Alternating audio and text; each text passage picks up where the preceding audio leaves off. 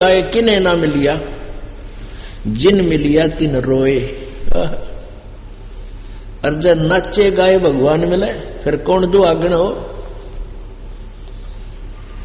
रोने का तात्पर्य ये है कि आपके अंदर एक विशेष कसक पैदा होगी। जैसे परमात्मा की चर्चा चलेगी, आंखों से आंसू बहने लग जाएंगे, तो समझ लिया कि आप की भक्ति बहुत ही स्वस्थ है। जैसे सूरज के आगे बदरा ऐसे कर्म छयारे, प्रेम की पवन करे चित मंजन झलके तेज नयारे। परमात्मा की प्राप्ति उसके अंदर प्रेम होने से होगी, और प्रेम बनाने के लिए सारी क्रियाएं कराई जा रही हैं, यो ज्ञान बताया जा रहा है। अब किसी वस्तु के अंदर हमारी जो चाह बनती है उसके गुणों से बनती है। जैसे मोटर गाड़ी लेनी है, कार लेनी है, तो उसके गुणों का पता है, तो आदमी उसके लिए कोशिश करता है, धन जोड़ता है, लोन लेता है, कुछ भी करता है, तो उसको लेकर छोड़े पार बसा जाता है।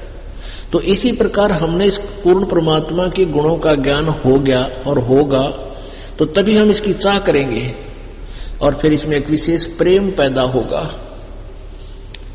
क्योंकि हम सतलोक में रहा करते हैं अपने पिता के पास, और वहां हमें कोई दुख नहीं था।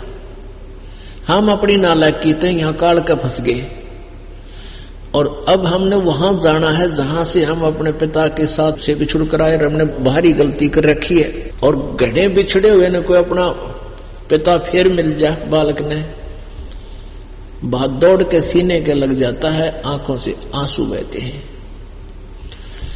तो कहते हैं जैसे सूरज के आगे बदरा ऐसे कर्म छयारे, प्रेम की पवन करे चित मंजन झलके तेज नयारे। आत्म और परमात्मा एक नूर जहूर, बीच में झाई कर्म की ही ताते कहिए दूर। आत्मा और परमात्मा का के बीच में हमारे कर्मों की दीवार बन गई, ये बीच में झाई बन गई, एक बहुत बड़ी बीच के अंदर बाधा बन गया। तो इस बाधा को कैसे हटाया जाए? जैसे सूरज के आगे बदरा ऐसे कर्म छयारे। जैसे सूर्य के सामने बादल आ जाते हैं, बादल कैसे हटते हैं? हवा उनको तेज आवाज उनको फेंक देती है इधर उधर, और सूर्य स्पष्ट दिखाई देने लग जाता है। आत्म और परमात्मा एक का नूर जहूर, और बीच में झाई कर्म की ताते कहिए दूर। उसके लिए उस झाई को हटाने के लिए क्या बताते हैं? जैसे सूरज के आगे बदरा ऐसे कर्म छयारे, और प्रेम की पवन करे चित मंजन फिर झलके तेज नयारे। तो उस परमात्मा में एक प्यार बनेगी, कसक बनेगी। कुछ दिनों के बाद फिर आंखों से आंसू भी बंद हो जाएंगी,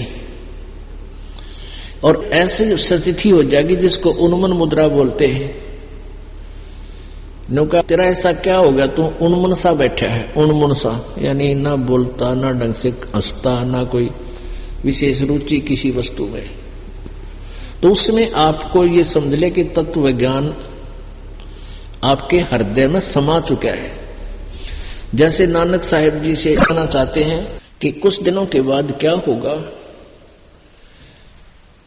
आपके अंदर एक विशेष कसक पैदा होगी, जरा सी भी चर्चा परमात्मा की शुरू हो जाएगी, आंखों से आंसू आने लग जाएंगे, और कुछ दिनों के बाद ऐसी स्थिति हो जाएगी आंसू भी बंद हो जाएंगे।